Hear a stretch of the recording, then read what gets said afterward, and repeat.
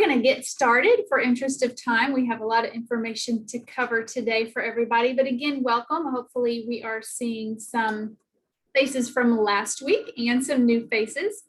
I'm very excited to partner with Community Healthcare and Care and Prepare for this 3-part series on necessary conversations about planning for the future and end of life. Last Wednesday, we did talk about advanced care planning conversations with Leah and Care and Prepare. Today, we're going to talk about hospice, everything you want to know with Holly from James L. West. And then next week, we'll talk about having those hospice conversations, which can be somewhat difficult at times with community healthcare.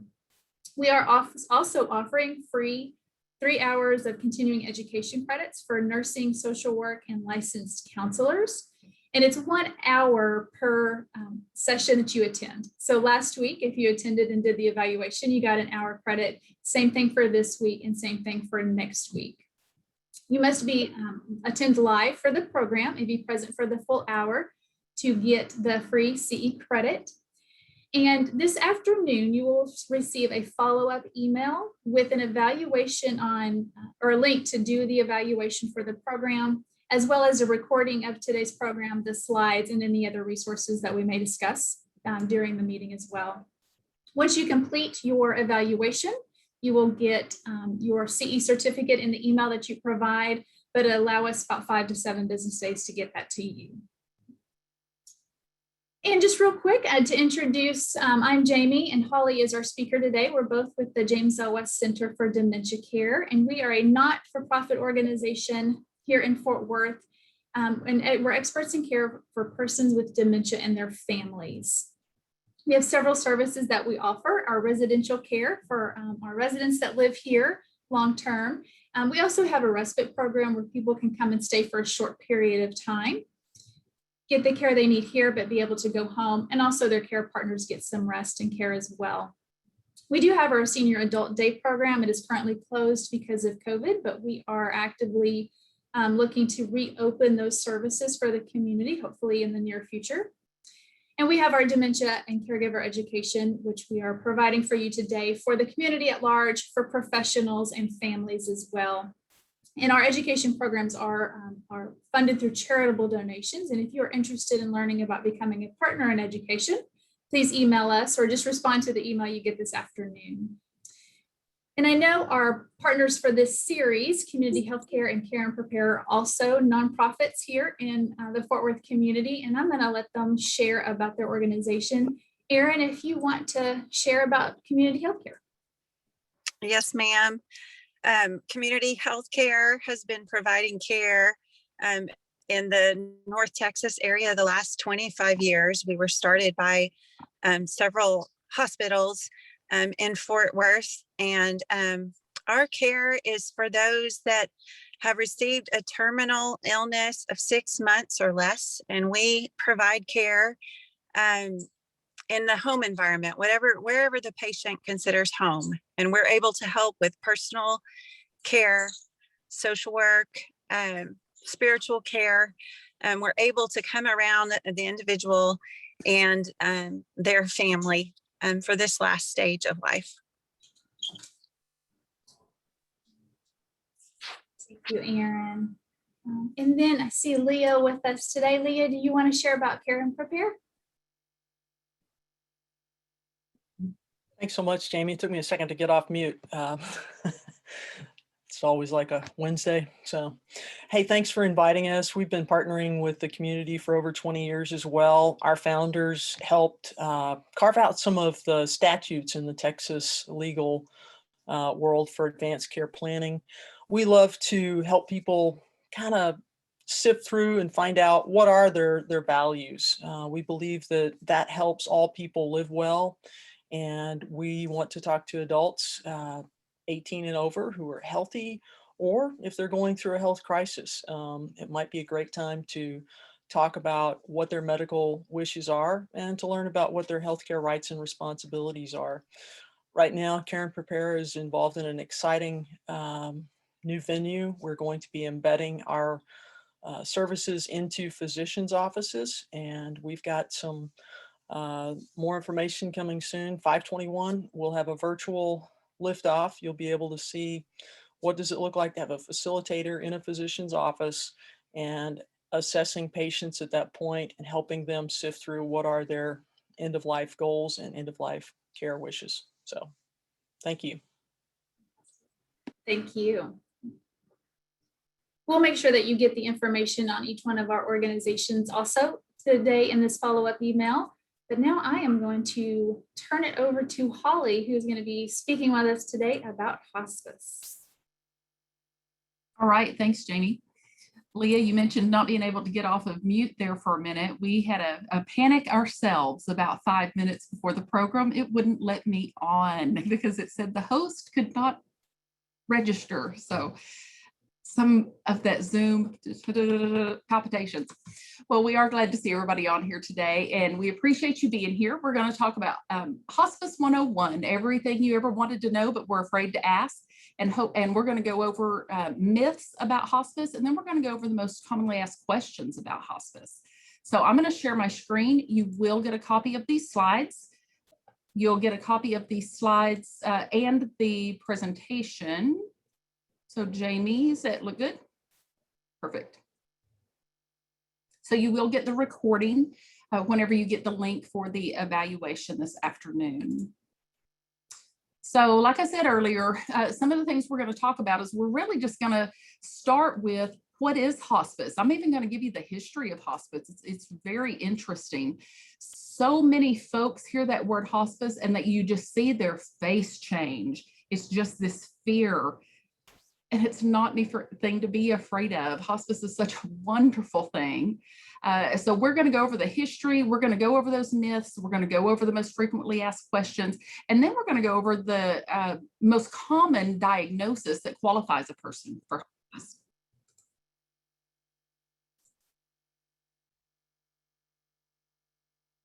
There's our objectives for those of you who will be getting CEUs. Like Jamie said, we've got them for licensed professional counselors, social workers, and nursing now. So we're excited to be able to offer that. So let's start with talking about the history of hospice. It's really interesting, like I said. So it comes from a Latin word that means host or guest. And because travelers, crusaders on their way to the Holy Land would find a place to rest in monasteries. But what happened is many times they were in ill health and they ended up spending their last days there. And that was called a hospice. And because it ended up being a place where people spent their final days, see where we got the name. So how did it get introduced to the United States? Hospice really hasn't been around that long in the big scheme of things in the United States. In 1963, Cicely Saunders actually came to the United States to visit Yale, and she was establishing the first hospice in London in 1967 that was a purpose-built hospice. It was the very first one that it was specific for hospice. So 1967, I'm pretty sure some of us on the call, we were already around at that time. So hospice has not really been around that long. Look at what her philosophy was. You matter because you are you. You matter to the last moment of your life. And hospice has kept, we're going to look at hospice philosophy, but that's the same today. That's what hospice is about. You matter. She lectured on this holistic hospice care back in the 60s. She was going around and talking to medical students and nurses, social workers and chaplains, and she mainly was, her patients had cancer. And so she would show these photos of people before and after symptom control. Now, hear that, symptom control. Not treating the cancer. They weren't getting better. The symptoms were getting better. And so their quality of life got so much better. This was back in the 60s. So when she came over in 1963, it set off this chain of events that we're going to look at. She actually became a visiting faculty member at Yale School of Nursing in 1965. And then the dean of the Yale School of Nursing took a sabbatical and went over to work with her at St. Christopher's Hospice to learn everything that she could about hospice to be able to bring that to the United States. And then those of you who work in the field, we all know this book on Death and Dying by Dr. Elizabeth Kubler-Ross. We still use it today. And she identified the 5 stages through which many terminally ill patients progress. It became an international bestseller. Like I said, it is still used today. She then worked with David Kessling, I believe his name is, and he even created a 6th step. So we use these steps still today. If we don't use them exactly, we refer to them. So that was in 1969. In 72, Elizabeth Kubler-Ross then testified at a national hearing. It was the first national hearing that they ever had at the US Senate, and the hearing was on death with dignity, is what they called it. Now, I put this quote in here because I want you to hear what she said in 1972 and think about how this still applies today. So many people, this is kind of still their mindset. We live in a very particular death-denying society. We isolate both the dying and the old, and it serves a purpose. They are reminders of our own mortality. We can give families more help with home care and visiting nurses, giving the families and the patients the spiritual, emotional, and financial help in order to facilitate the final care at home. 1972. So in 1974, the first hospice was opened in the United States, and it was in Connecticut. And in 1974, the first hospice legislation was introduced so that federal funds would help support it, and it did not pass. That is correct, it did not pass. So in 1982, here it came back up. Congress included a provision to create a Medicare hospice benefit with a 1986 sunset provision. So in 1986, that Medicare hospice benefit became permanent. Again, this just wasn't that long ago. And then in 1991, hospice care was authorized in military hospitals and became part of that veterans package. 91. This is the most recent statistics. I found this yesterday. We update our slides every time before we do any type of a program. So these are the 2020 numbers from the National Hospice and Care Organization. In 2020, there were over 4,600 hospice agencies in the United States. 67% of those are for-profits. And in the year 2020, 1.55 million patients were on hospice for at least one day. Because unfortunately, many people do not sign up for hospice until they are actually actively imminent and dying. So we're going to talk about that today. So this is hospice philosophy. We talked about Kubler-Ross and what the hospice philosophy kind of looked like in the 60s and early 70s. But this is a general term for hospice. That holistic, there's that word that they were using all the way back in the 60s. It encompasses that physical, emotional, and spiritual concerns, not just for the patient, but as the family. They are seen as a unit. Hospice is not just about taking care of the patient. They are about taking care of the family. However, that care is individualized to meet the patient's needs and the family's needs. They recognize lifestyle. They recognize diversity, differences in lifestyles, and they meet the family and the individual where they are. Some more about their philosophy. They affirm life. Hospice is about quality of life. And so whenever we start looking at some of the myths about hospice, I'm sure some of you are already thinking of things that you've heard yourself or that you might even have thought yourself about hospice, that this is only whenever we're giving up, or this is whenever there's no hope left.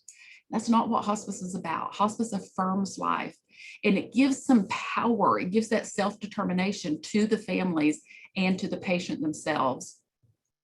helps them have that appropriate care at end of life, because end of life care can look very different from care whenever we are actively seeking treatment. Another thing that it does is hospice does a lot of education. That's why we're teamed with community whenever we're teaching this series of 3. Hospice does lots of education.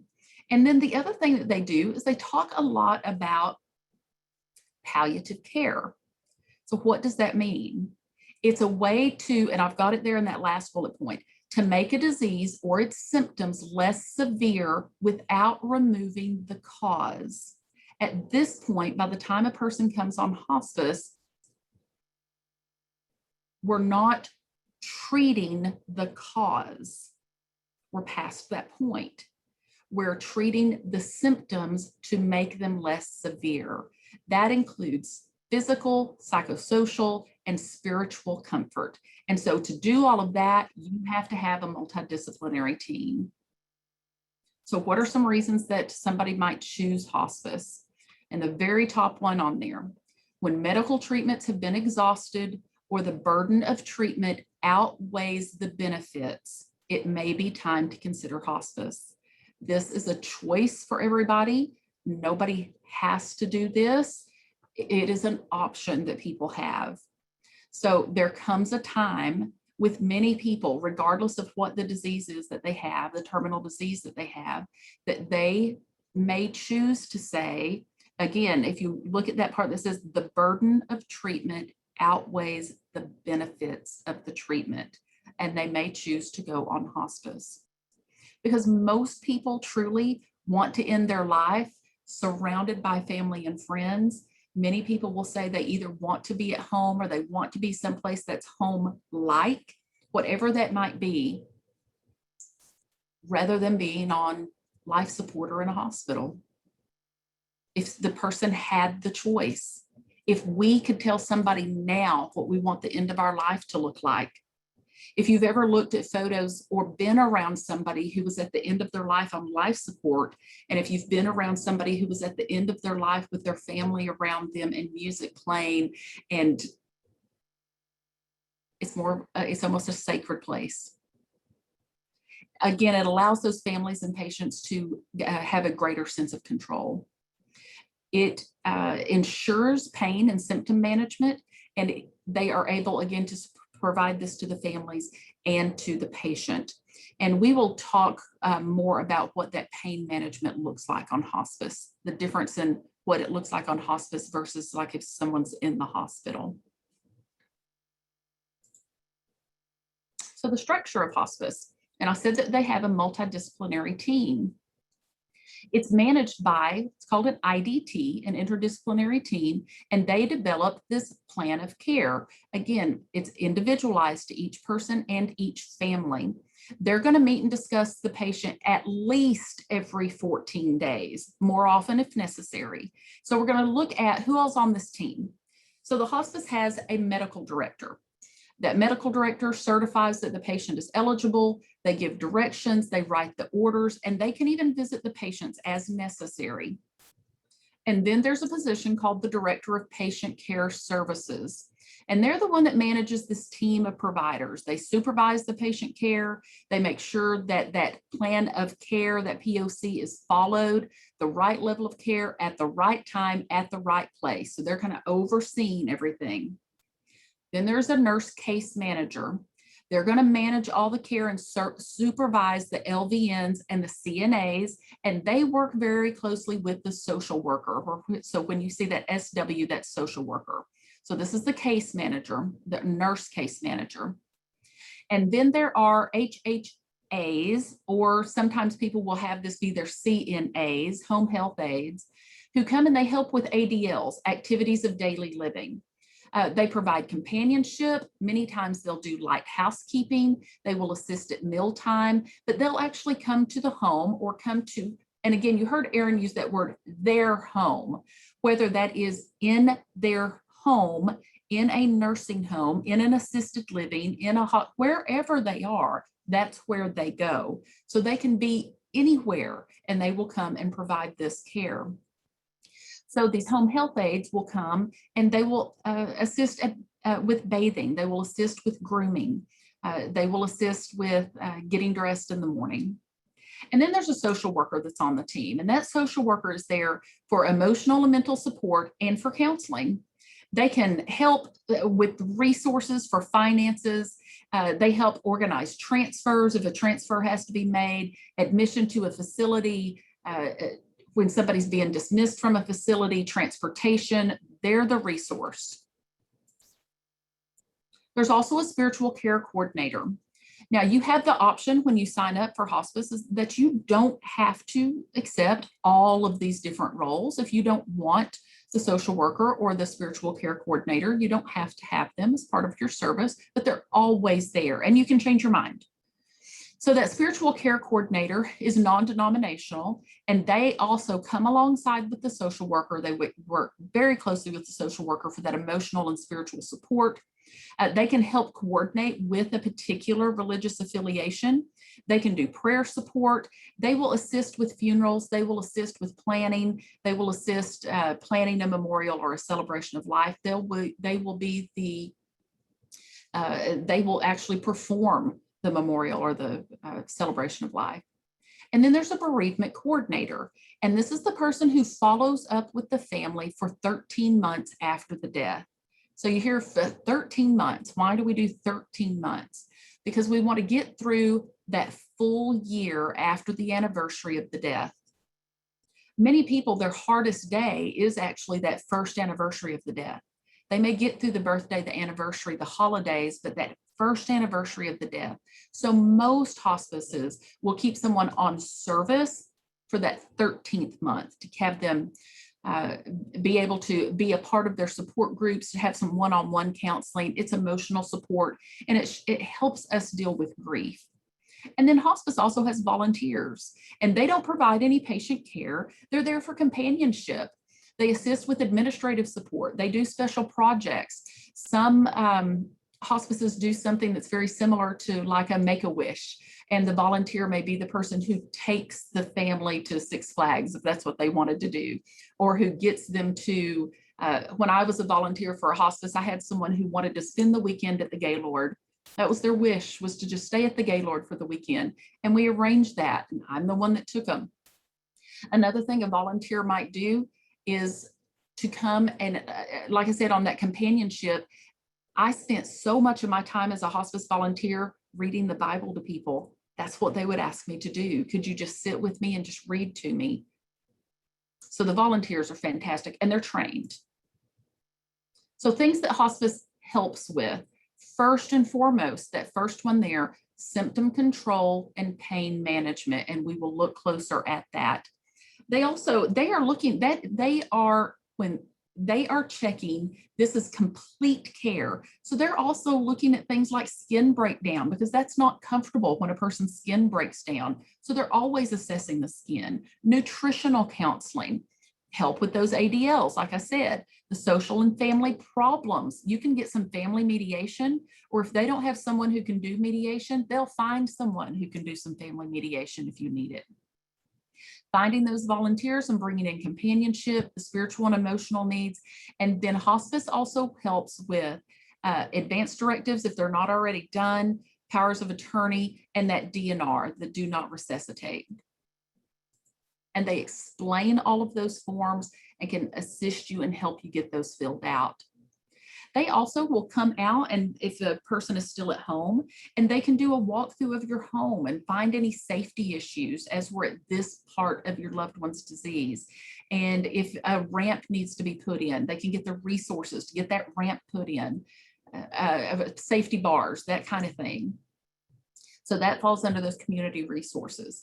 They really teach that family about quality of life and talk about what does it look like for you, because what Leah talked about last week, what quality of life looks like for me and what it looks like for you may be two very different things. They're available 24 hours a day. You're going to be able to reach your hospice 24 hours a day and get someone. They help with stress management. Like I said, they can help with that funeral planning, and then grief and bereavement counseling throughout the course, because grief doesn't start with the death.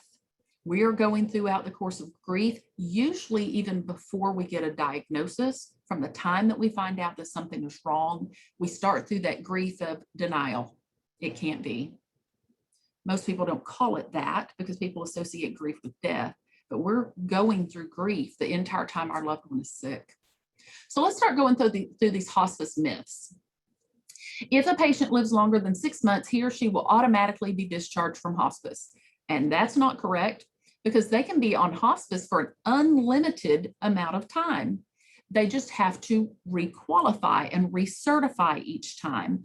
I personally have known people who've been on hospice for 2 to 3 years, because each time they've got a progressive disease, they're a little bit worse. They continue to qualify, or they may come off of hospice, they may graduate off and then go right back on because something happens. They have a fall, they lose weight, they get a urinary tract infection.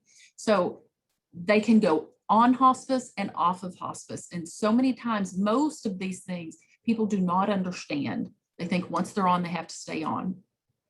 Hospice is only for dying people. And like I said earlier, hospice focuses as much on that grieving family as they do on the patient.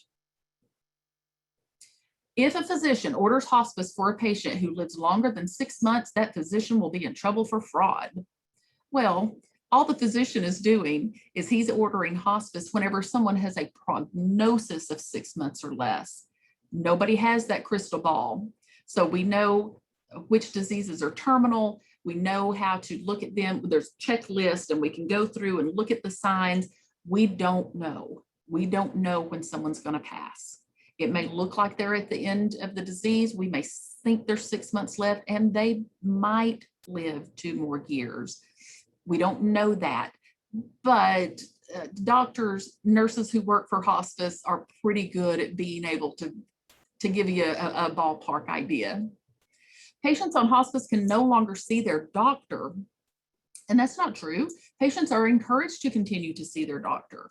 It may come to a point that they can't get out to go see their doctor, and so that hospice nurse may be the one who's keeping the physician updated, or they may be seeing the hospice physician. If a patient goes on hospice, they can no longer seek treatment. So this is where those words come in that I used earlier. We're not going to seek curative treatments. Now, a treatment for pain control, absolutely. Symptom management, absolutely. That's the goal of hospice, but we're not doing a curative treatment. And many times we get to the point, think about like what we do with dementia. There isn't a cure for dementia anyway. This is a terminal disease that doesn't have a cure. So with a disease like dementia, to get on hospice as soon as possible, as soon as we think that they qualify, you get all of these benefits. Hospice is only for people who can accept death. Many people, whenever they first get on hospice, have not really made peace with or have not really come to terms with death. And like that next bullet point says, hospice doesn't have a magic formula, but everybody who works for hospice is trained to help people kind of work. That's why I was saying they meet you where you are and where your family is. So you work at your own pace toward these decisions that have to be made. Hospice is for people who don't need a high level of medical care. And that's false, because hospice is a high level of medical care. It is serious medicine.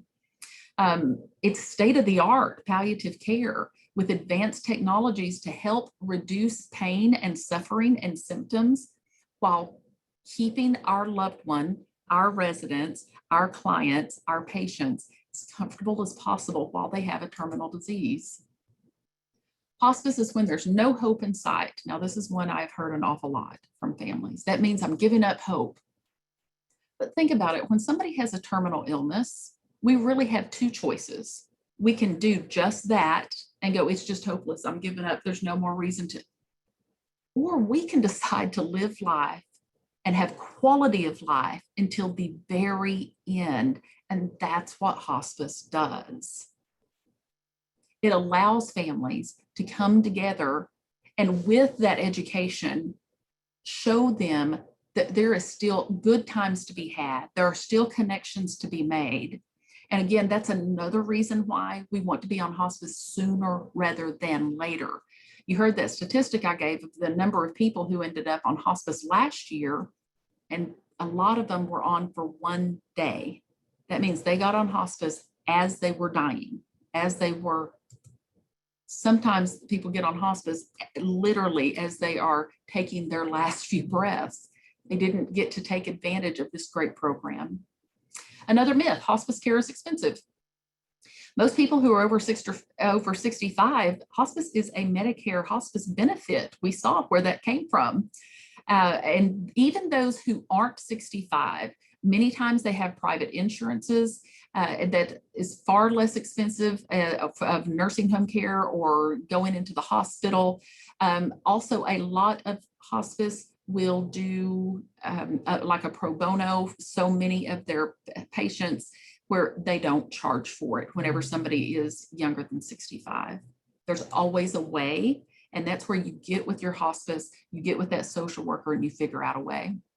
So now we're going to switch to the frequently asked questions about hospice. And these are the ones that we hear. These are the ones that hospice hears. So the number one is, what is it that they actually do? And we've covered a lot of that. We've talked about that.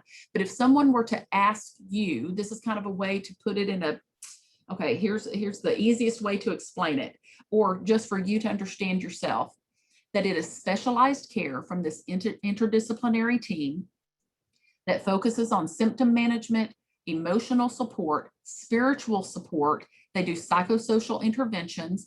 They address the issues that are important to the patient and to the family at the end of their life, focusing on improving the individual's quality of life.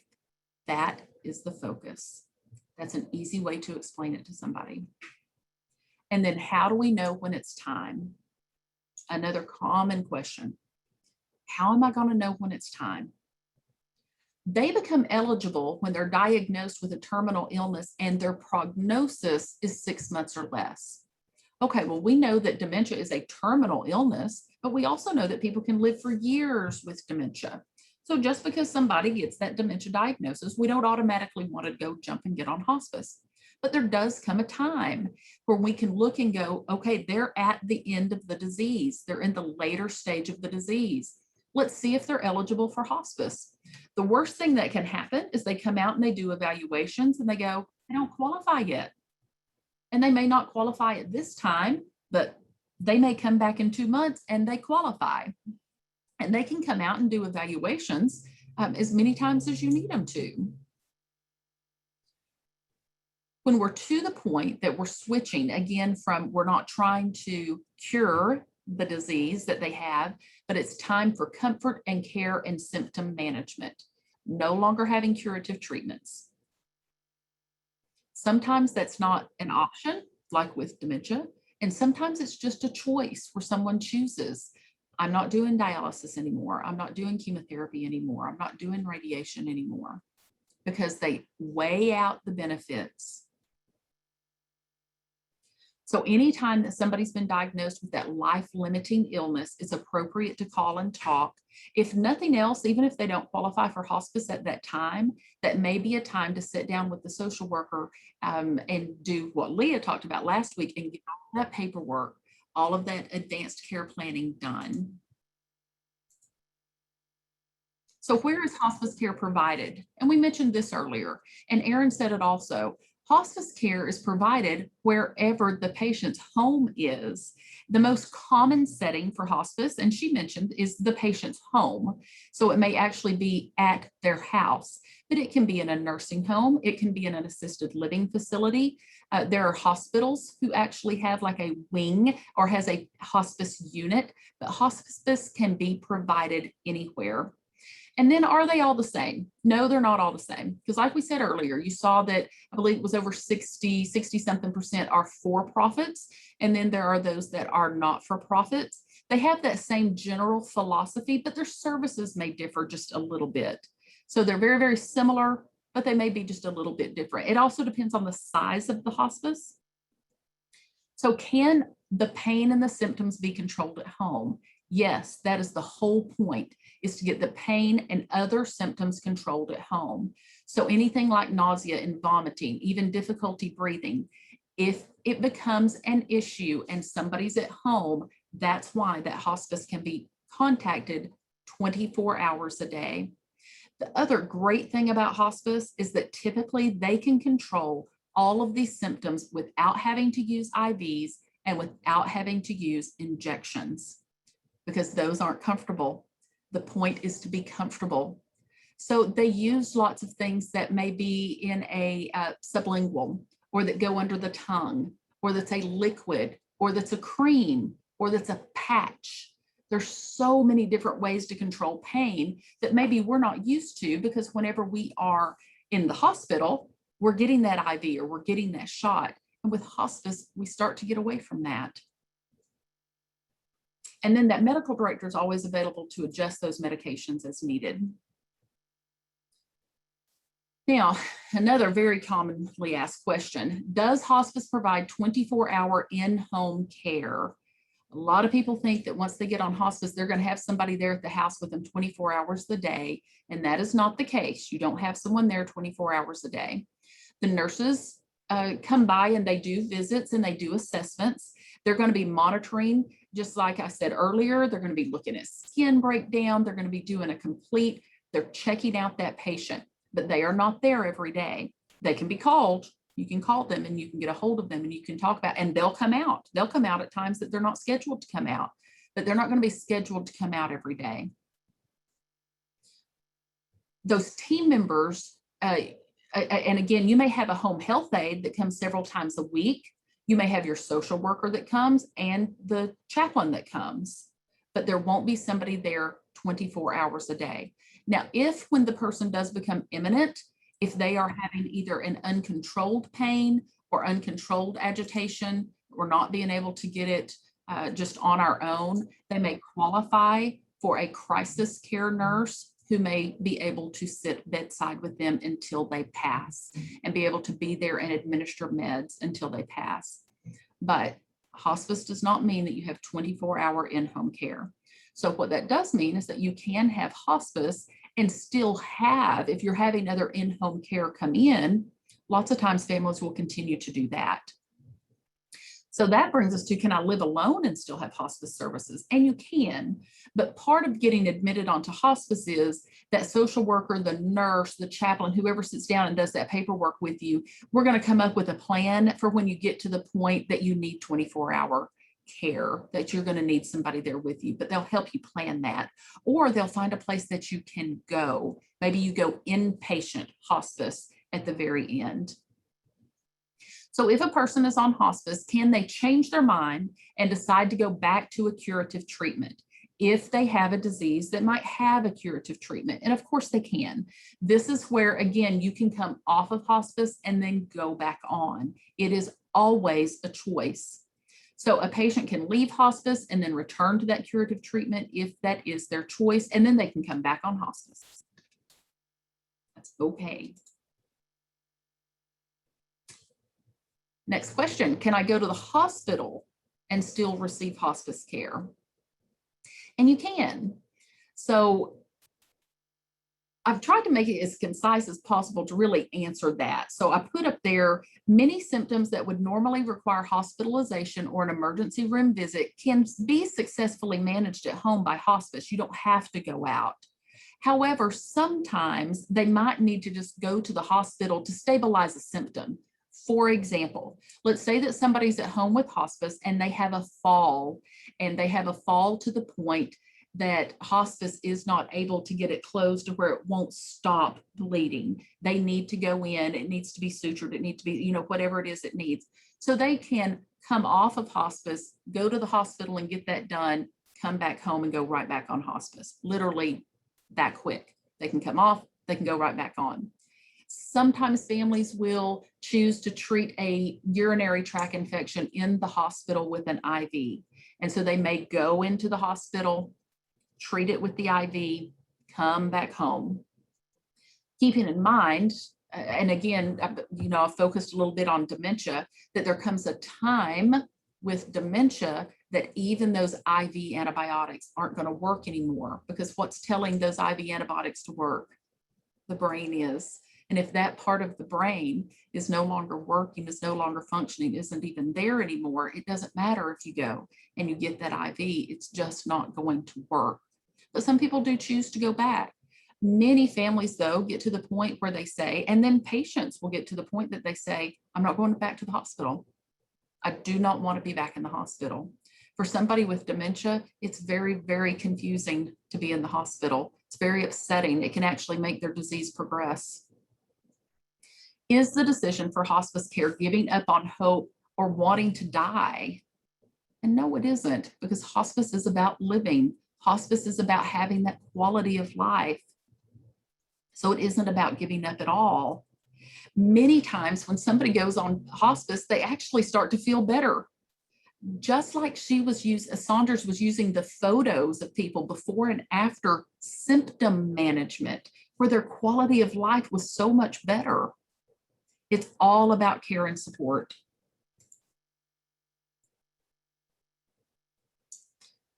These are the last three common, frequently asked questions. Does hospice do anything to bring death sooner? Of course not. No, they don't do anything to bring death sooner. The goal is to alleviate the suffering so that nobody dies in pain and that those symptoms are managed. It doesn't do anything to speed up or slow down the dying process. The body knows how to do that. They come alongside the patient and they come alongside the family and they provide the support that's needed to make them as comfortable as possible. We've already answered this one. Do you have to be homebound to receive hospice services? No, hospice is about living wherever it is that the patient lives. And then does hospice, provide support to the family after the patient dies? And we've discussed that one also. 13 months after the patient dies, there'll be personal visits, group support. They'll probably be invited to a memorial service. Most hospices will have a memorial service once or twice a year, and they continue to love and support that family. And if it needs to go on for longer than 13 months, I've never known a hospice to tell a family, nope, we're done with you. 13 months is up. So they will allow them to remain on service, or they will refer them out to someone. So let's look at the terminal illnesses that we most commonly find on hospice. These are all brand new numbers also that I got yesterday from a National Hospice and Care Organization. So number one reason, 37% of people who are on hospice, it is cancer. 18% of the time, it is some type of a heart disease. And then look there, number three now, 16% of the time, the person who is on hospice, it is dementia. One of the many dementias. We did a program yesterday about there's over 130 different types of dementia. They are all terminal. 11% of the time, it's a pulmonary or a respiratory disease, 10% stroke or coma, 2% is renal failure, and then this made up the rest of the list. So you'll see things on there that look very familiar. You've heard of these before: multiple sclerosis, muscular dystrophy, a non-specific terminal illness where the person is terminal, but maybe there's not a specific disease. Parkinson's, ALS, failure to thrive, Huntington's, liver disease. And then this one's interesting. So my daughter is a hospice social worker, and we were talking about this last one yesterday. Her patient is 103. The reason that he's dying is because he's 103. That's the reason. It's not a terminal illness. It's just he's at the end of his life. So he's advanced, in stage, he's got debility. All right, that leaves us plenty of time for questions. I know that was a lot of information fast. You will get these slides. Does anybody have any questions, comments?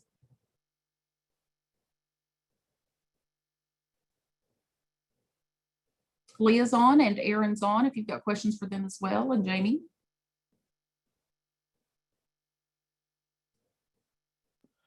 I heard of something the other day that I'd never heard of, and that was a new acquaintance said that her parent died, and of course it, takes a long time, and unfortunately, uh, their father had a pacemaker, and it revived him, and I was like, "Oh, you've got to be kidding me! Have you guys ever? Mhm, mhm. Is that like what do you do?" Well, I've actually had people have the pacemaker turned off when somebody was at the end of their life, and I'll let Aaron speak to that also, Aaron, because that can happen where they go in. And I've had people have their pacemaker turned off and continue to live for quite some time as well. So sometimes that happens. Aaron, can you speak to that a little bit more? So typically the pacemaker will not, typically a defibrillator, if someone has a defibrillator, that does have to be deactivated, but we also will use magnets. Sometimes people don't remember or have the information about where they got the defibrillator or where the pacemaker was gotten. So there are times that we'll put a magnet, the magnet, it's a very large magnet, will actually keep the defibrillator for going off when someone is passing away. I haven't heard of pacemakers bringing someone back to life. I think that's pretty uncommon. But we do, as hospices, work with the cardiologists to get pacemakers and defibrillators turned off. Thanks for asking that, Leah.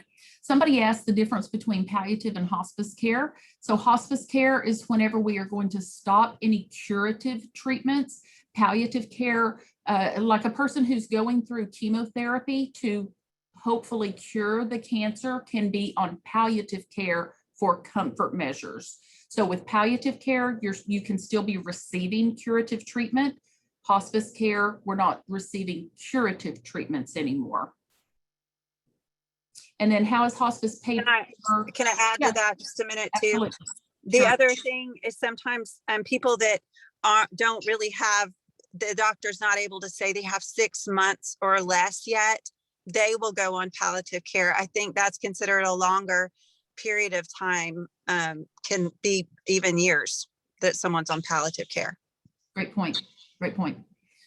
And then how is hospice paid for? You might have covered this, just thought age is not a factor in hospice. Right, age is not a factor in hospice. However, not all hospices do all ages. I know the one that my daughter works for, they don't do anyone who's under the age of 18, but then some do under the age of 18. So, but yes, hospice is for all ages. Hospice is paid for over the age of 65. It's a Medicare benefit. Under the age of 65, people sometimes are on disability, or their private insurance pays for it, or they find one who will who will do like a pro bono. But it can always be found. We can find help. So it is something to keep that in mind. Good question. I'll just add to that as well. Like I know, like for community hospice, healthcare and hospice, because we're a nonprofit, we receive all insurances. And then we also have a program for charity patients when someone doesn't have a source.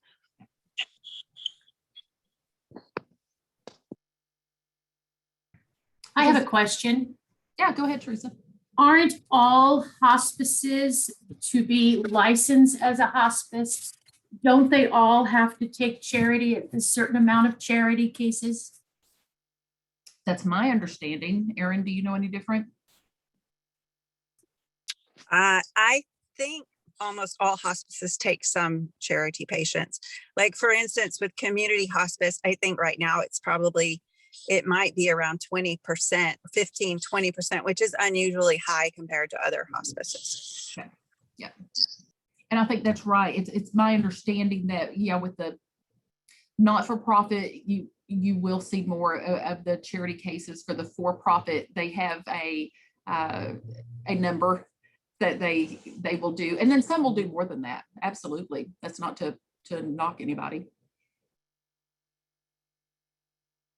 but it's also to say you can always find service. It's out there.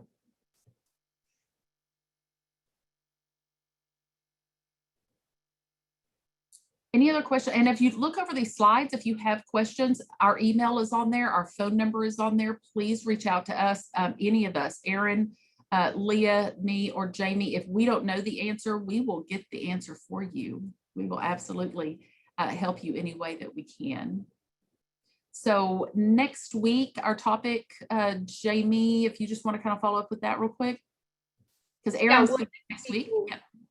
Yeah. They will be having the hospice conversation. So how to have that conversation, because sometimes it can be difficult. Yeah, right. The best ways to do that. And you'll get the follow-up email this afternoon with recordings for today, the evaluation link to obtain seed credits, or if you would like a certificate of attendance as well, or if you just want to fill out our evaluation, that would be great too. I'll also include last week's information also, the slides, the recording, and the evaluation link if you missed that.